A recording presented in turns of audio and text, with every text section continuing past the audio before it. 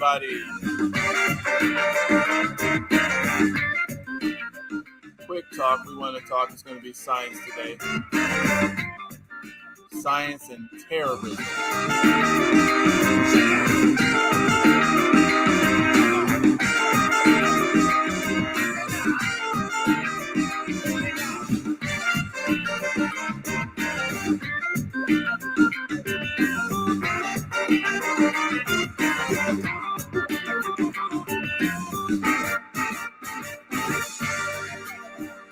All right, y'all. All right, well, everybody, what's going on? This is Super Mike on the B1 Math, Science, and History channel. Also on Facebook, also on Twitch. So we want to talk about this subject today because, as we go through life and do what we do, there's a lot of people unaware of the changes that's going on, and everything has a source. Every change has a source. Everything that you see going on has a source. And so when you see something strange happening, you want to make sure that you understand the source. Investigating a source has nothing to do with hatred. You got to remember that liars become afraid when people start seeking the truth. When people start seeking the truth, liars become afraid because they know they're going to get exposed. So let's go through this real quick. We want to go through this article and just, put something out there into the world so that we can, begin to try to understand this. So Reuters Investigates has this article out saying, as more transgender children seek medical care, families may confront many unknowns. So, this thing called gender dysphoria, they take a case in point. Racy Boyer, a 14-year-old high school student, prepares to take the female hormone estrogen as part of her gender-affirming medical care.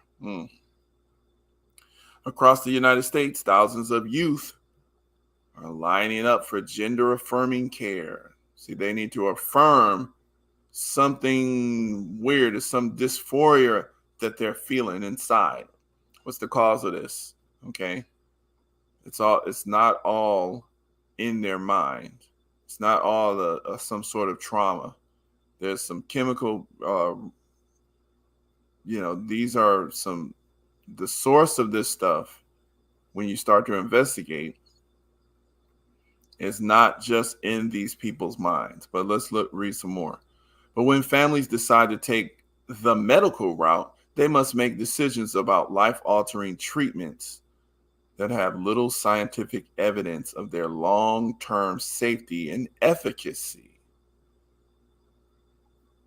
So this is by Chad Turin and Robin Respalt and Michelle Conlon. So on the 2-hour drive back to the hospital, Daniel Boyer kept replaying the doctor's questions in her mind. Was her then 12-year-old child race? Hearing voices? Was she using illegal drugs? Had she ever been hospitalized for psychiatric treatment? Had she ever harmed herself? Danielle was still shaken when she and Rice arrived home in this small town nestled in the Ohio River. So dinner would have to wait. She had to talk to her husband. They were asking us these sad, terrible questions, she told Steve, as the two sat in their garage that August 2020 evening. Do you know kids have tried to kill themselves? I had no idea, he said. So this Rice is pronounced Rias. Rias was assigned male at birth, but by the time she was 4, it was clear to her parents that she identified as a girl. Now that's interesting. At 4 years old, it's more than just something that's in these people's minds. Now, at the same time, just because it's not just in these people's minds, this is not something just be dismissed as, oh well, it is what it is. No, because these type of things need to be investigated. This is science, and things don't come from just nowhere. It's something's wrong when a biological boy is literally behaving or feeling like a female. There's something wrong there. It's not about hate. It's something that needs to be investigated. All right. So she wanted to dress as a girl, but her parents feared for her safety if they let her live openly as a girl in their tightly knit rural community. So they struck an uneasy compromise. At home, Reyes could be a girl wearing makeup and dresses. At school, around town, and family photos, Reyes would remain a boy. So Reyes chafed at the restrictions. When she started middle school, this is a he because biologically he's a he. He has, sperm. But the brain is feminized. So Reyes chafed at the restrictions. When she started middle school, she grew increasingly anxious about what puberty would bring. Facial hair, an Adam's apple, a deeper voice. That's when Daniel sought help at Akron Children's Hospital and its new gender clinic. Now, you put a gender hospital in Akron, which is very near Cleveland. There's a lot of black areas. Anyway, let's keep moving. And this new gender clinic, where staff told her they could treat Reyes with puberty blocking drugs and sex hormones to help her transition. Okay. This is what I've always wanted, Reyes. And this is a child making this decision. This is what I've always wanted, Reyes told her mother. And they keep referring to it as a her, but biologically, this is a boy. She can't have a baby, but she can make a baby with a biological female.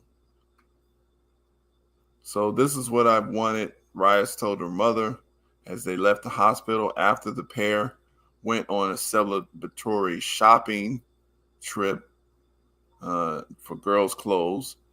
Danielle was relieved after years of struggling in isolation to do what they thought was best for Reyes. The Boyers were now getting expert help from people who understood their situation.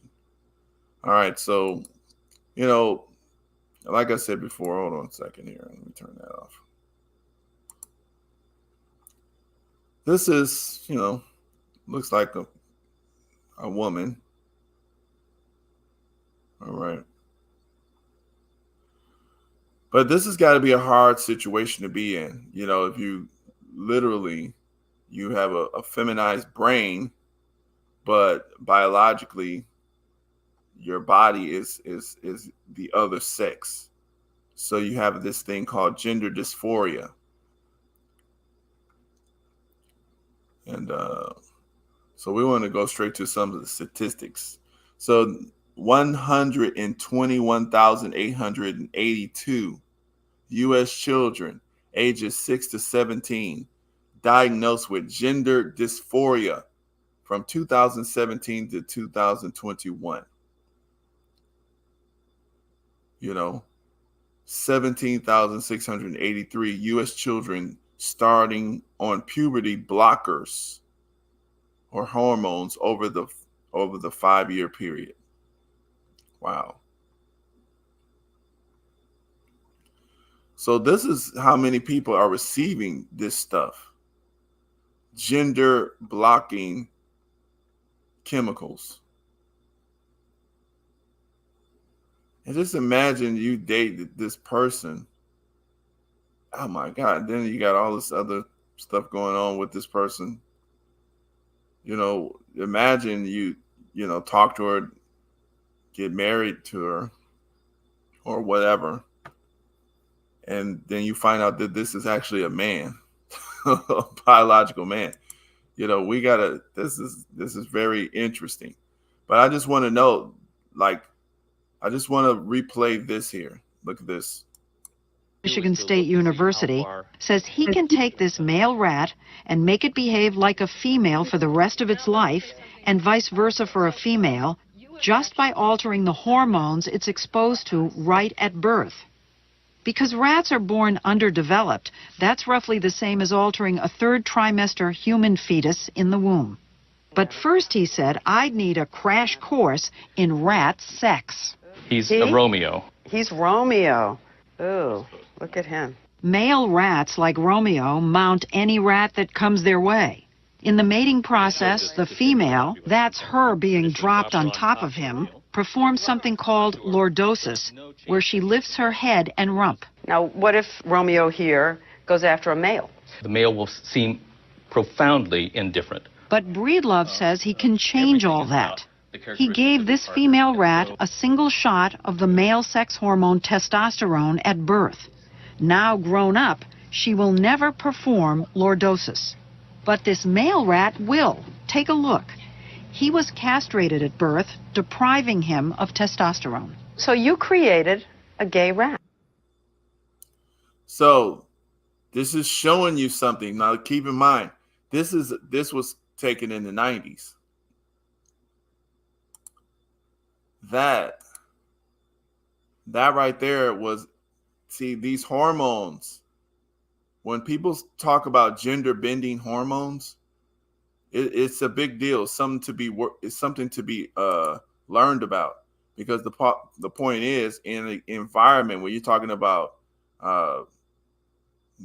weed, where THC is an estrogen like, when these had these estrogen mimickers.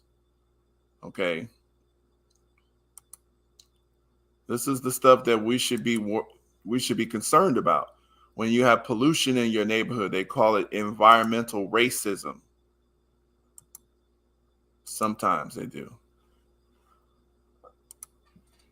Let me see here.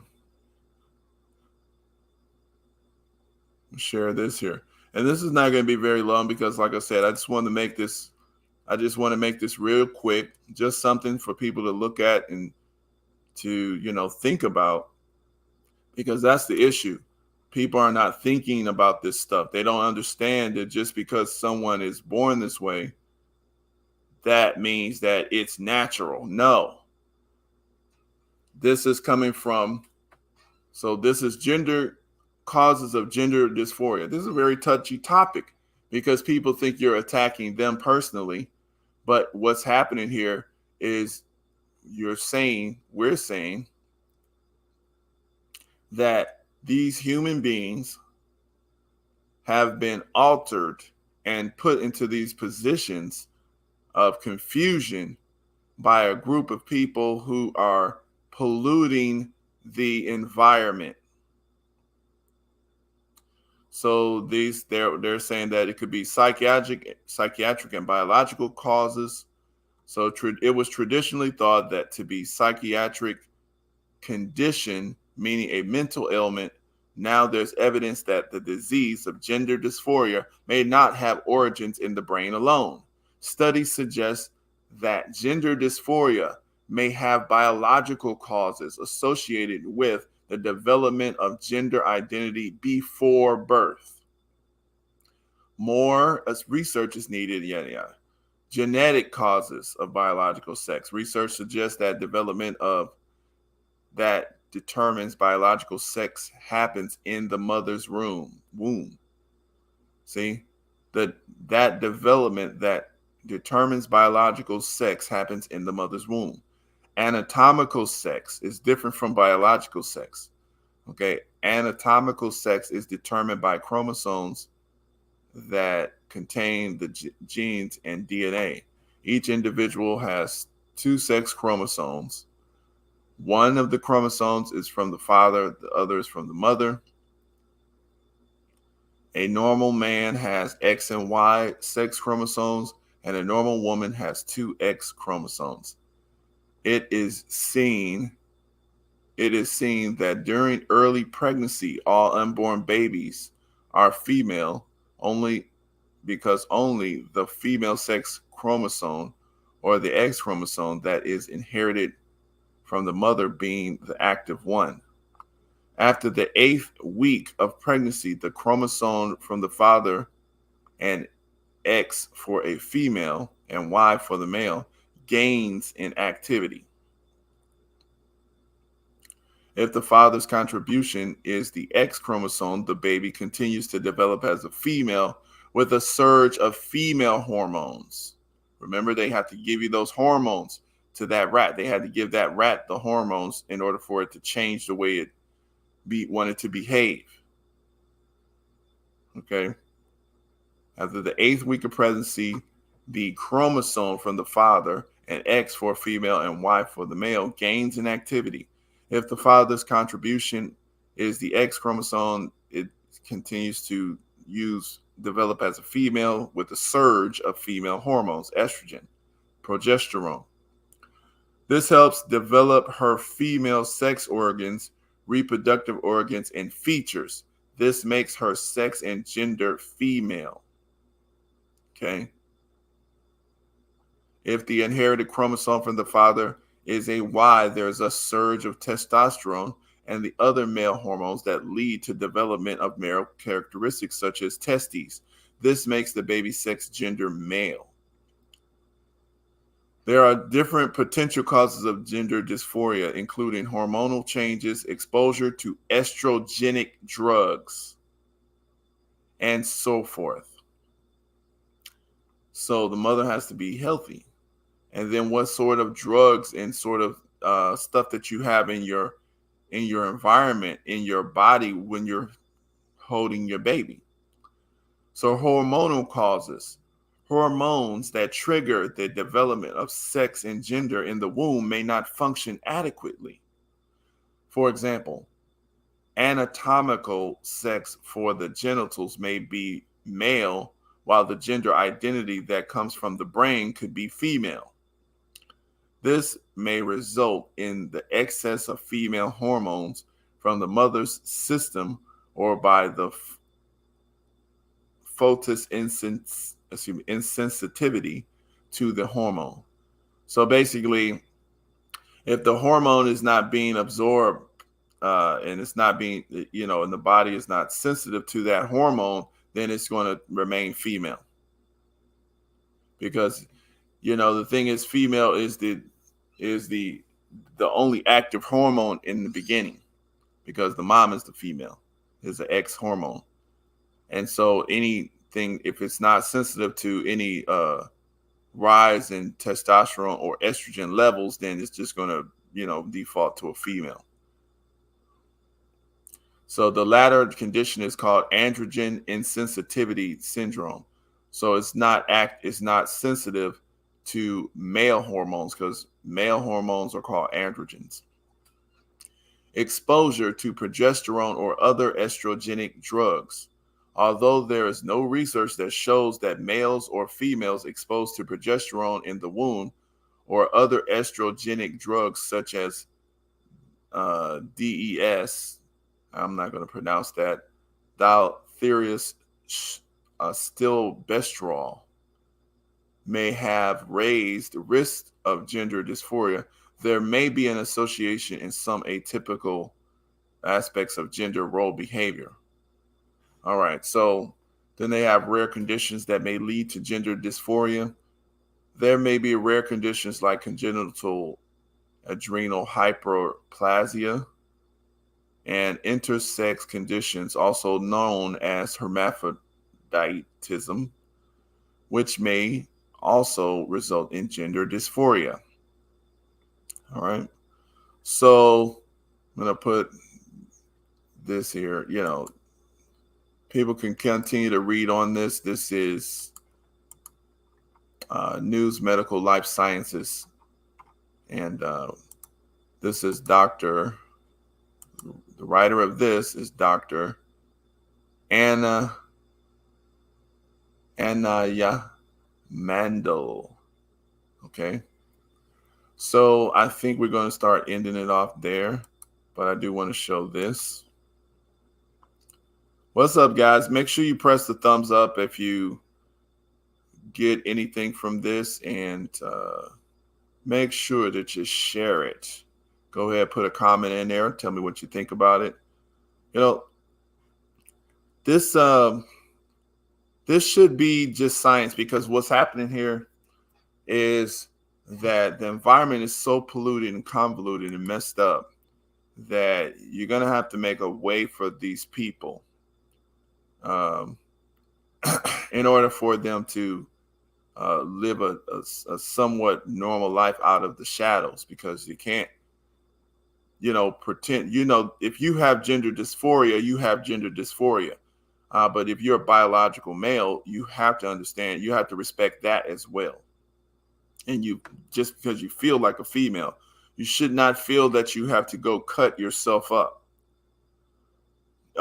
just because you feel like a female. You have a brain of a female, but you're a biological male.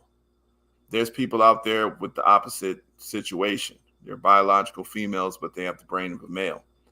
So, there's ways to bring this stuff out into the open without disfiguring, using more harmful drugs and, getting on these agendas that seek to, gender dysphoria everyone else, for example. Meredith Roberts and our leadership over there has been so welcoming to my not at all secret gay agenda. And so I feel like I felt like it was, maybe it was that way in the past, but I guess something must have happened in the last they're turning it around, they're going hard. And then all that momentum that I felt, that sense of I don't have to be afraid to let's have these two characters kiss, let's in the background I was just wherever I could, just basically adding queerness to if you see anything queer in the show, I'm proud of them. But I just was no one would stop me, and no one was trying to stop. Yeah. So when people do it like that, it creates this sort of unnecessary conflict. It creates this unnecessary conflict in society, and it leads to ignorant reactions, because that's an ignorant reaction, because she's trying to create dysphoria amongst others, just so I guess she can feel normal or feel average. Or so the thing is, my solution: bring this out into the open, make sure that it's understood, and people don't have to cut themselves up. This is a biological result of a lot of this estrogens, and also estrogen-like chemicals in the environment, and also some of these so-called treatments that, and they say that Depo-Provera treatment for sex offending behavior and evaluation outcome. So they used to use Depo-Provera, which is progesterone and estrogen, metadroxyprogesterone, to chemically castrate men. And Depo-Provera is also used to keep women from being pregnant. I know it was used in the 90s. What if a woman was pregnant while she was taking that? So that would expose a fetus to an unusual amount of what? Estrogen. So this stuff is out there. We know that this stuff happened. This was a treatment. There's Dr. Walter J. Meyer III, MD, Collier Cole, PhD, and Evangeline Emery, medical doctor. You can look this up. This is a study. These people treated this, and this was going on. So we're not going to go into this whole thing, but the point is that today's result is coming from a cause that happened prior to that. And so, that to me is like biological terrorism, especially if you're keeping everything under wraps. People are just going through these situations they're going through these situations and they're thinking there's something wrong with them personally, and, no one understands and all that kind of stuff. So anyway, we're going to end this off, but yeah, these are real life situations. You got a assistant secretary for health who is a biological man, dressing up as a female because of whatever, gender dysphoria. These are strange times, but this is what's going on here. This is what's going on. And it just needs to be put out in the open. And this is the result of pollution. So I'm going to end it off here. Let me know what you guys think, and peace.